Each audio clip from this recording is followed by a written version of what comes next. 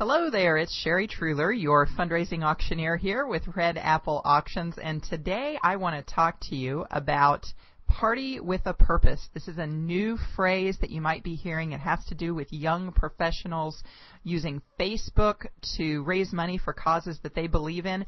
And I have recently read something on a LinkedIn post, and it ties into my real life with my virtual intern. And so what I wanted to do was talk to you a little bit about what's happening with my virtual intern, what he's doing, and then tie this into the LinkedIn discussion and see what your input is on this new, relevant, cutting-edge topic.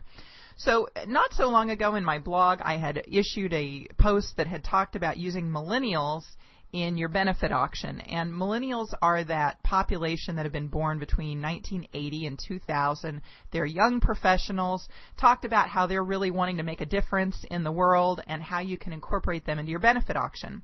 So today I'm talking about a millennial who happens to be my intern. He's a virtual intern. I don't see him that often, but he works mostly just, we correspond through phone for the most part. He had met me at a George Washington University event management function. I had gotten up and spoken a little bit about how I would be hiring some interns, and he came up to me and said, "Don't you forget about me." He says, "I'm going to be contacting you," and sure enough, he followed through, and I loved his enthusiasm. So he's been helping. His name is Aaron, and he's been helping with some of the social media outreach that we do, helping with some videos, doing some one-off projects. But his real interest, of course, is event management, which is where I had met him at a function related to that, and fashion. So given those two interests, perhaps it's really no surprise that he, for his 25th birthday, is throwing a huge birthday bash to raise money for a cause that is near and dear to his heart. It's the Scleroderma Foundation. And if you want to check out his online post, hopefully it's still up by the time you hear this, it's quarterofacentury.com, quarterofacentury.com. And here he is, only 24 years old, but yet he has secured a venue, bought an insurance, taken care of that aspect, reached out to a boatload of sponsors to get champagne covered and food and drinks and hotel rooms and gifts. He's designed a website, which I just told you, quarterofacentury.com. He's tied the back end of that into PayPal so he can process donations. He's coordinated accommodations for the designer that he's working with. He has pretty regularly now for the last few years gone up to New York and helped a designer with her Fashion Week show. So she's coming down to present the show for this Fashion Week, or for this a birthday bash.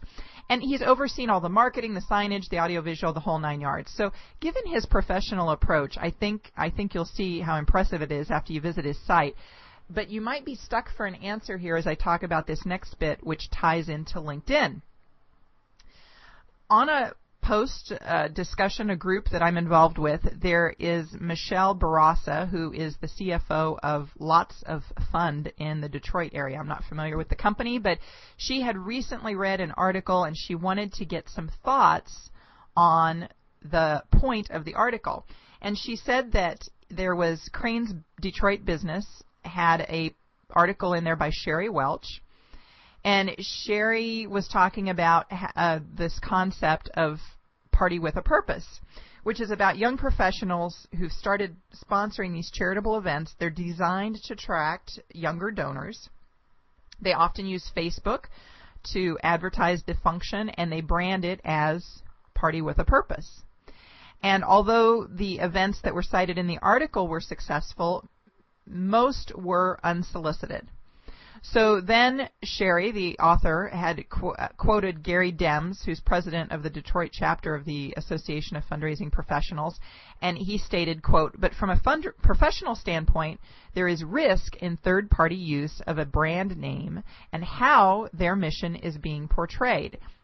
End quote. So he suggested that nonprofits could head off problems if they made sure, for instance, that they had third-party guidelines in place about the use of their brands, maybe even having staff at these events. It was also suggested that event organizers should contact the charities in advance to ensure that the event they're planning doesn't hurt the charities that it's actually meant to help. So then one of the event organizers in the article was quoted as Josephine Nicholas was quoted as saying, well, quote, once you affiliate with a charity, you're required to go with their unspoken rules. We're not comfortable with that. We want to fundraise our own way, end quote. So Michelle asked on LinkedIn, should charities become more flexible to allow these types of events in order to attract these younger donors? And based on what was happening on LinkedIn, the opinions were split 50-50. But as we look at this, because here's Aaron, my intern, he did everything right. He called the Scleroderma Foundation. He explained what he wanted to do. He explained why he wanted to do it. They lended him the use of their logo. The charity didn't have any third-party fundraising guidelines, so Aaron really had free reign as far as that goes. But he's running this event in a top-notch way. The charity, honestly, should be nothing more than excited. But I could imagine that in some cases a fundraiser could go wrong. You might have someone drink too much alcohol and end up in an accident, end up dead. You could have a less than scrupulous organizer who says, oh, yeah, we're having this fundraising event. Every amount, all the money that you spend or the money that you spend is going to go help this charity. But the reality is that maybe he's pocketing most of the money and it's never going to the charity. So if something like that were brought into the light of day, it could tarnish the image of the charity, and even though the charity had nothing to do with the function, it could hurt them. And personally, I know that if my company logo was being broadcast somewhere or used somewhere, I would want to have some confidence in how it was being used. So here's my suggestion for this new wave of fundraising. I would not advocate that charities draw up this 20-page document filled with legalese on how things should be done and how their logo should be used and what size and pixelation it should have and when alcohol can be used. I would not do that. But I do think it would probably be useful to provide a one-pager of some broad guidelines with maybe some helpful hints. It could even be written in a fun way that these millennials are going to respond to. So maybe you say something like, sometimes venues require liability insurance. You might check into that because we won't be paying your bail bond. Or we really like the colors and shape of our logo. Though tempting, please don't change it to work better with your event theme. Some odd things or unusual things like this. Useful tips. Get it in the mind of the millennial that they need to go out and perhaps look for insurance, or there are some precautions they might want to consider. But it doesn't need to be written in traditional legal format that's going to make it unpopular to fundraise for the charity. So those are my two thoughts there. I would love to hear what you think. You can certainly visit our website and leave comments on our blog. That's at www.redappleauctions.com. And hey, while you're there, I've got a free gift for you.